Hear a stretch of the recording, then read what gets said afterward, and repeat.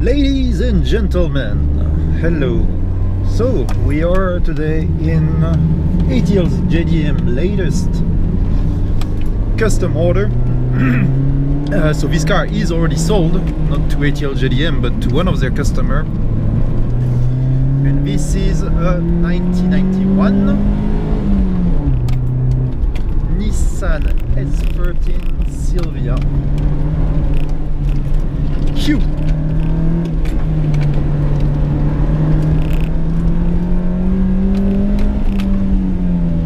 Why is it a Q? Well, that's simple. Q normally, from what I know, stands for Queen. K's, as you can imagine, stand for King.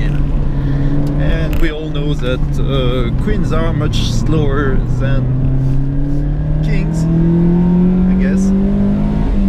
Apologize for the 1990s Japanese sexism, like misogynism. But yeah, basically it's a non-turbo car, which means it's not very fast compared to the turbocharged version. It's mainly plagued by very long gear, as you might not notice right there, but I am in first gear right now, because if I were to stay in second, the whole car would just not be moving. So it really needs to be revved, like where, if you compare with a Honda Beat, would be in top of second right now. Well, this one we're barely making it to the top of first.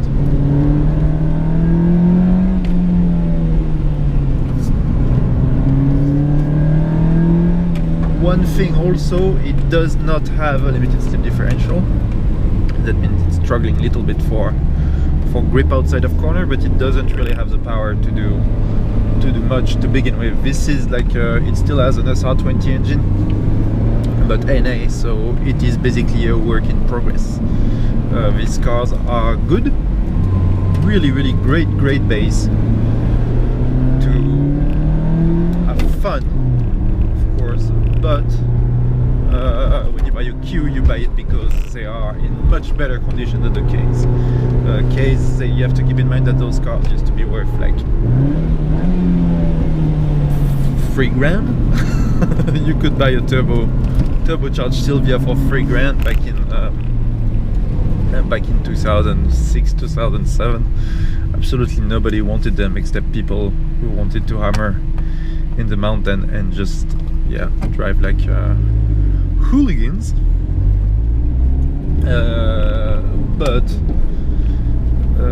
Well, Fast and Furious effect and those cars becoming legal to import into the US made the prices skyrocket, literally skyrocket. And now, like, finding a good K Silvia in good condition, because you can find some K Silvias that have been beaten to death because they were worth nothing. But I thought that I could have maybe just passed that dude there, but yeah, it is very difficult and very costly, very pricey. Same thing with like anything JDM right now, really. GTRs are through the roof. Silvia, same thing. So yeah, finding one is definitely not easy. So you see, I'm in second gear right now, doing like, oh yeah, the speedometer is not working. It gave up on me like last time, I'm not sure why. Maybe just a plug in the back, it needs to be plugged back in. But anyway, we do have lots of road work, so being stuck behind that cheap Prius, I guess, Toyota Aqua, is not too much of a big deal. So yeah, we're still on Mount Rocco. No speed limit will be broken today, just because it's not very quick. But it is a car that just begs to be modified and made fast. Turbocharged SR20 will make easily 350 horsepower reliably. you can get them to make more, but they also do like to blow up. So yeah, just don't go too crazy. But once this car gets a proper limited slip differential and more power, it will be very, very, very, very different. As in, not comparable. What else can I say about it? So yeah, you will see that the condition during the walk around, you will see that the condition of the car is really nice. Like the car, like it's so hard, and you have no idea how difficult it is to find a proper, not beaten Silvia anymore. This one doesn't have an accident history, from what I remember. I don't think it does. It's like modified pretty well. There's lots of parts from 180 SX that have been put onto it because they share the same chassis, and it's just so freaking rare to find them in this condition, not beaten to death. So you see, I'm in first gear right now, and I'm only doing 3,500 RPM. So you have to consider basically in this car that first gear is really second gear. I don't know if it makes sense. I'm only doing 4,000 RPM. I'm probably doing like 40 kilometers per hour right now. So if you want to get a bit of, don't hesitate to just forget what you normally do, which is like staying in second and going for it, because it's just not gonna do much. You have to go one gear down for everything. That means don't expect any quick launch out of stoplight. Not gonna happen. But once you get it going and stay in the right gears, see, second gear, foot to the floor right now, doing maybe like 45 kilometers, nothing's happening. We really need to be one gear down compared to what you're used to. And once you do, well, the car changes quite a bit. Still not quick by any means, it is not quick, but it's more lively, more fun. Very precise steering, especially for a car this age. And overall, very, very enjoyable to drive, in spite of the lack of power, you know, which is something that can be solved, as I said, very easily.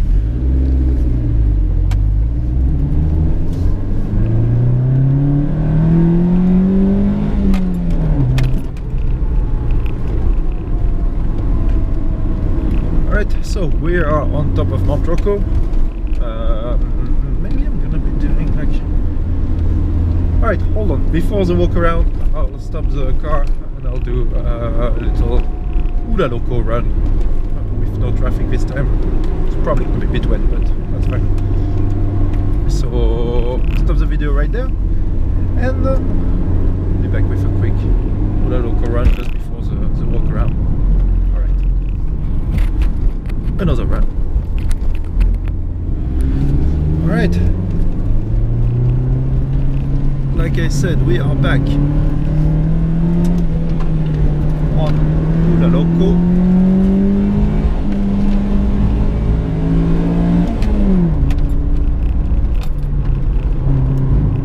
It's a little bit wet, so have to be careful.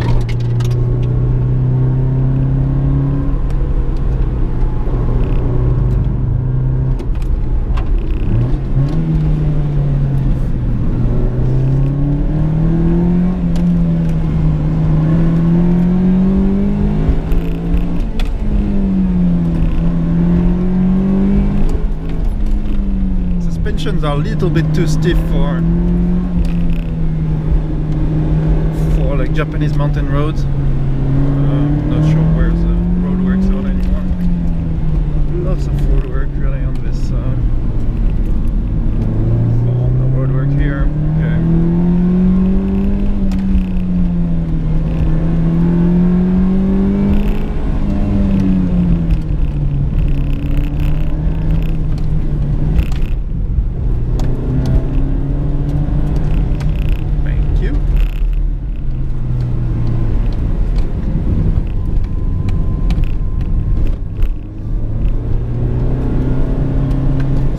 cannot see the temperature of the car, but really dead in the middle. Like this engine is like really well, it's really well maintained.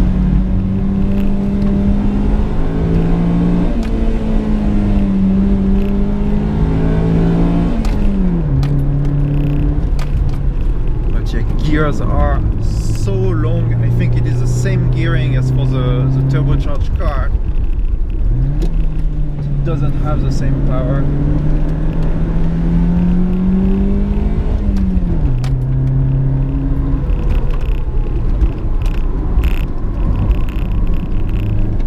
As soon as I get out of power range of the power band,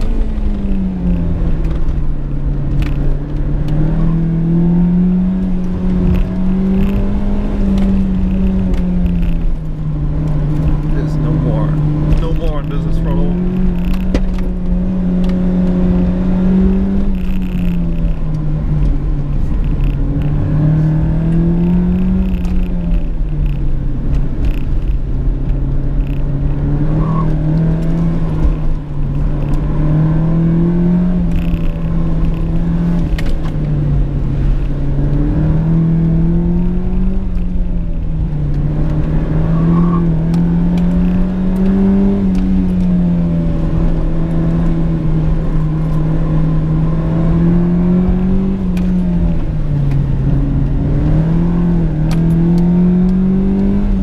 Limited slip differential, as I told you earlier. Nice brand new Jaguar F-Pace.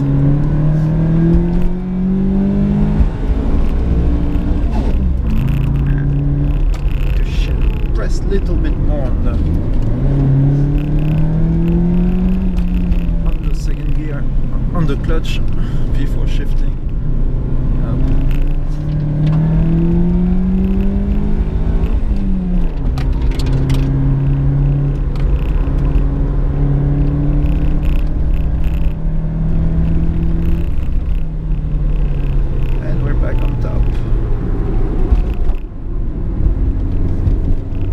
Right, now let's go for the walk around. All right, so we're back in a fairly windy top of Mount Rocco with the S13.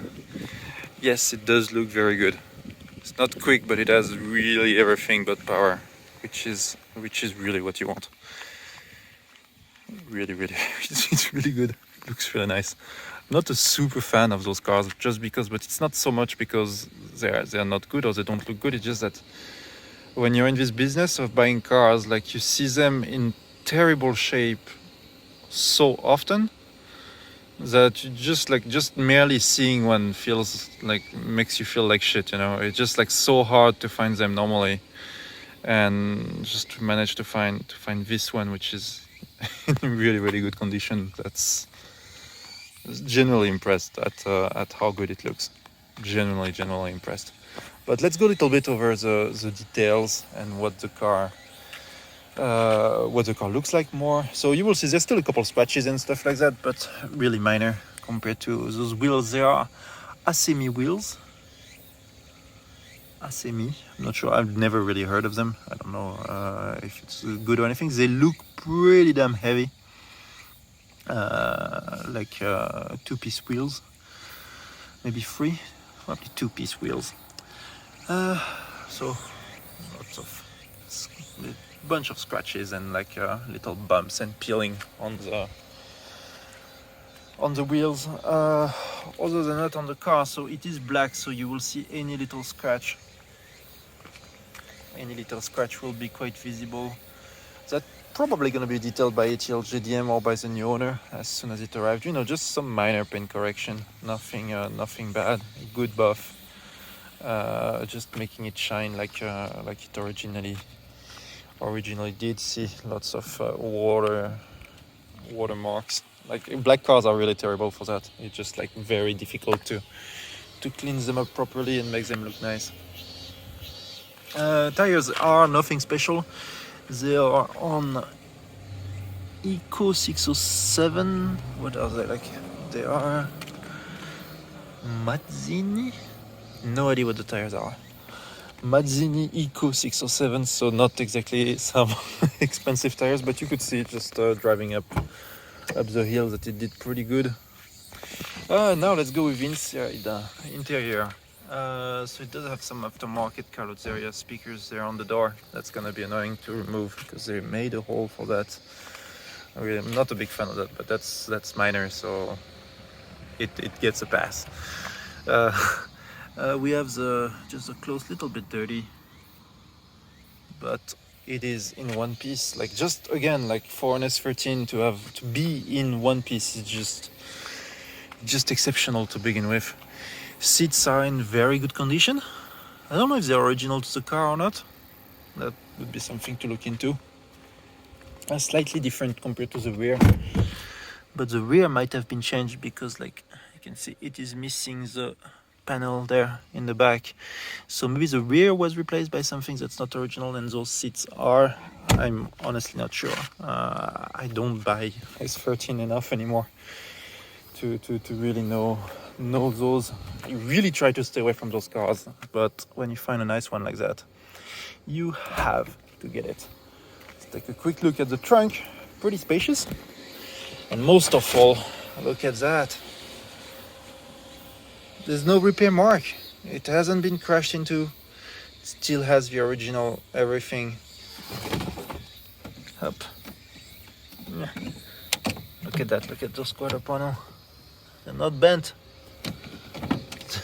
I know it sounds stupid, but this is so rare to have a car like this in good shape. It is really, really rare. You can lower the seats if you want to put some skis or something like that. The back seats, there is a hole in there, up, to make it fit. Let's get with the. Well, let's keep on going with the front. With the interior, it's getting a bit hot in there, so I'm going to turn on the car. So it does have the loudest fuel pump ever. You can maybe hear it from here. But air conditioning is working. It's not super powerful, but it works, so that's a good thing. Dash has this thing there glued on it. Very Japanese. I do not like it because it leaves some marks. It also has like something for GPS. I don't like that. Roof liner is in decent condition. Little bit sagging in the back, but that's because it's missing like just some trim parts over there in the back, but nothing too crazy.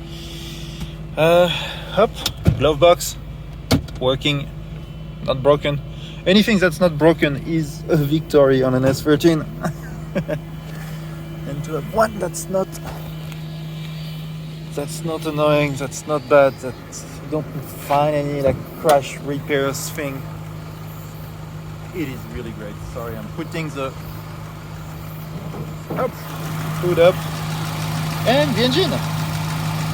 So really, like nothing, just an SR20 DE. So you do not have a turbo in there. It's basically just begging to get one. So to the new owner, just go for it. It does have aftermarket coilover suspension. I think they're Cusco's. So you can just play with camber if you want to right there. It's a much better setup than the camber bolts thing. I do not like camber bolts. They tend to move. I happen to do some rallying, and yeah, the last event I was driving in, the last two SS, the two special stages, ended up with a camber bolt that moves, and camber completely fucked for the entire rest of the day. So that's much better setup to have them like that. I definitely prefer. You can see also a ball bearing in there to avoid like any play with the top mount. So yeah, pretty good setup. But nothing really special. Engine is very clean. You can see like basically all the maintenance was done. Everything it does have a timing chain, so no belt maintenance required. But for example, coolant has been flushed, brand new, fresh green coolant. Like all the fluid have been topped up if needed. Oil was changed, like just the usual maintenance that we do on them. All right. I guess that's gonna be pretty much it for the walk around of the car. There is not much. Ah, yes, here, the body. You can see there is just right there. There is a little. You can see it better like that. See, little bump, a very little bump on the car. But all right, I guess I'm gonna be going back to the shop, and yeah, time to test some more cars for ATL JDM. Next one is WRX STI Acropolis limited edition. So, up, little view, last view, and till next time, bye bye guys, cheers.